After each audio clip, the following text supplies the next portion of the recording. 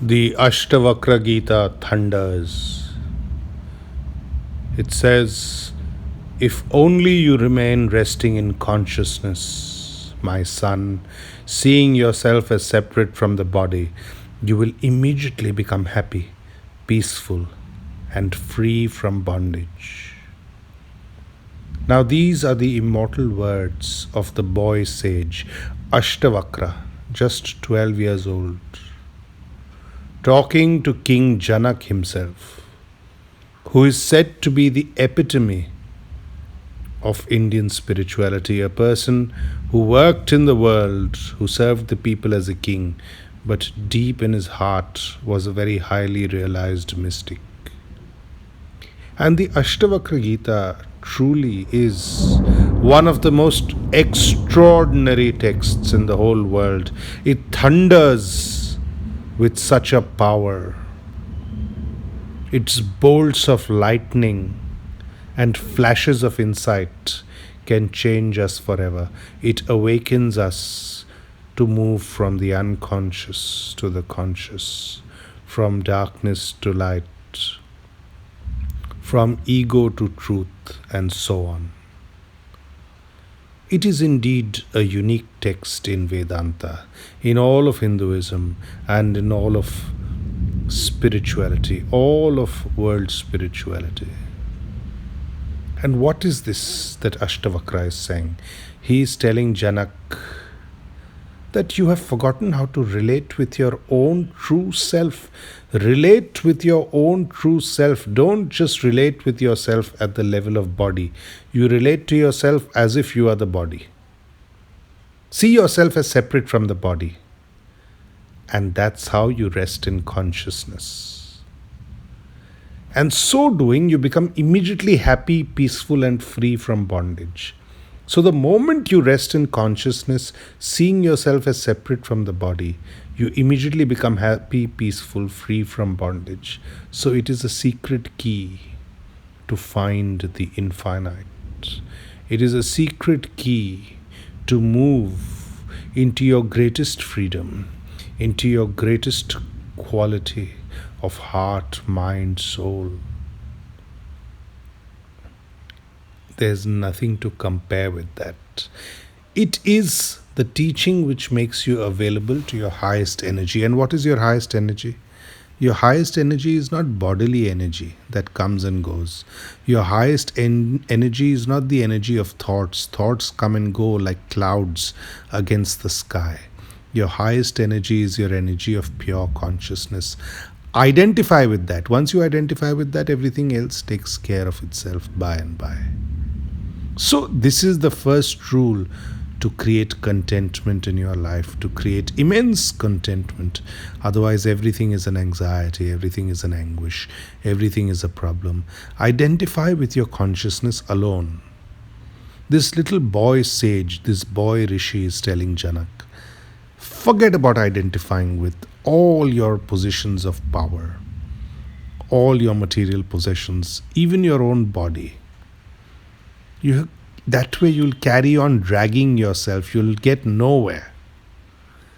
Remember that to be at your optimum, remember that to move towards the higher intelligence, beyond intellectual intelligence, to move towards a higher crystallization of yourself, it is very important to intuitively identify yourself with pure consciousness.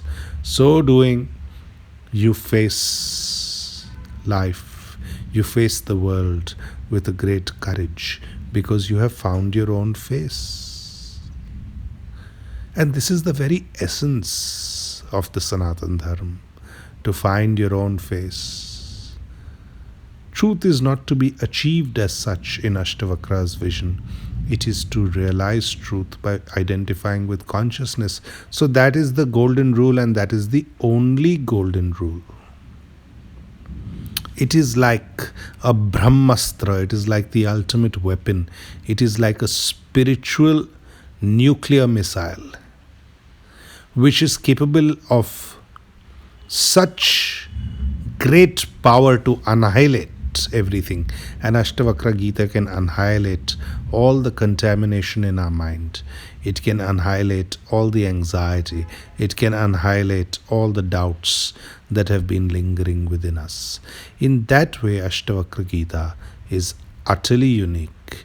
There is no other spiritual text like it anywhere in the world. It appeals to the innermost core and it tells you to identify with your innermost core. So doing, your energy spreads outwards in a beautiful way. And this creates a stillness within you. You see, what is very important is the quality of stillness. If your religion, if your spiritual path is creating stillness within you deep in the core of your heart, stillness as an undercurrent of your being, then you are on the right path. Remember that. Outwardly, you can be flowing, you can be dynamic. In fact, only if you are still within can you flow with a great might in the world. So this is very interesting. People think they have to be busy. No, inwardly still, outwardly busy, outwardly dynamic.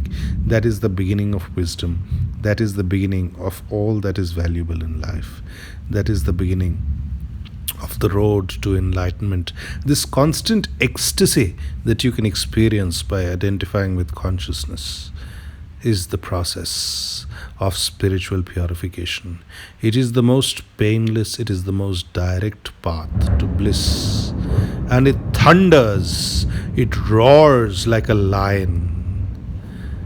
It says, right now, right here, move deeply into your being. Enough with all the nonsense of identifying yourself with the body and all material accomplishments. All that is very fragile, it comes and goes. What is in your depth, what is infinite, is pure consciousness. Know that alone, identify with that alone. That creates more and more energy, not only at a spiritual level, but in your day-to-day activities. So much energy that it can overflow in a creative way in all that you do. So this one realization takes you from aggressiveness to calmness. Why are people aggressive? Because their energy is not being channeled properly. There is no need for the true warrior to be in a state of aggression even. That is what Krishna is bringing Arjuna to in the Bhagavad Gita. Just be yourself. Identify with your consciousness and you'll be able to shoot the arrows to the best of your ability. You see, in this way, Zen is reflective of these teachings. Because in Zen, the perfect archer is not somebody who is making a great effort to pull the bow, to take aim, etc. The perfect archer is simply not identifying himself with the bodily act of the archery. No. He is identified with a higher consciousness. And then in Zen, it is said that the arrow itself has no choice but to find the mark. And that is the way we should be. That is the way of reality. The whole universe itself is a manifestation of consciousness. The whole universe itself is a manifestation of energy. So identify with that. It is the greatest joy in life. Everything else is a bondage. Everything else makes you a slave.